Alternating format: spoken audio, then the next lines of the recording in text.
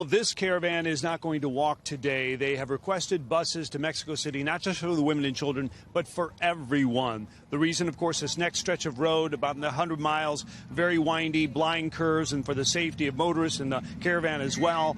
It's 2 lanes in some areas. They say we need those buses. There was also an election here last night. The caravan itself electing 6 people, 3 men, 3 women from the caravan to represent them with the Mexican government going forward, whether they're going to stay here in the terms of that or transportation to the border. Also, the caravan is shrinking from 7 to probably now below 5,000. Some people think it's too slow. There are medical issues. Some have taken the train. We talked to the Red Cross yesterday. Swollen glands, inflamed muscles, obviously blisters on the feet. Some people can't continue forward. Some will stay here in Mexico. Also, we did speak to a man who was deported from the U.S. for human trafficking. He says he will stay here in Mexico or try to make it to Canada.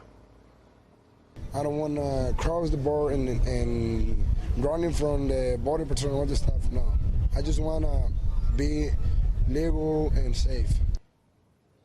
So there was a rally here last night. It lasted about 2 hours. They showed the movie Coco, yet no mention of President Trump or the changes that are going on in the U.S. that will dramatically affect their future. No mention of the military, changes in asylum rules, shelters or tent cities on the border, or potentially how long they could be stuck in places like Tijuana.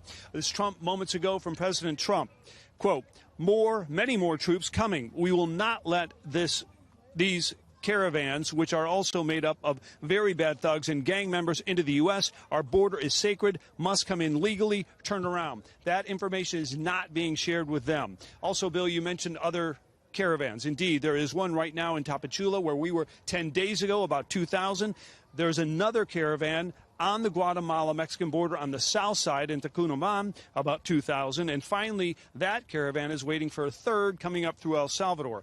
So, Bill, the way it is here, I want to share with you very quickly a comment I just got from 2 Honduran immigrants who were leaving town. They said it's just very stressful in here, fights over food.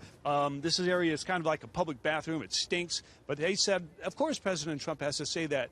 If he said he was letting us in, all of Honduras would come to the U.S.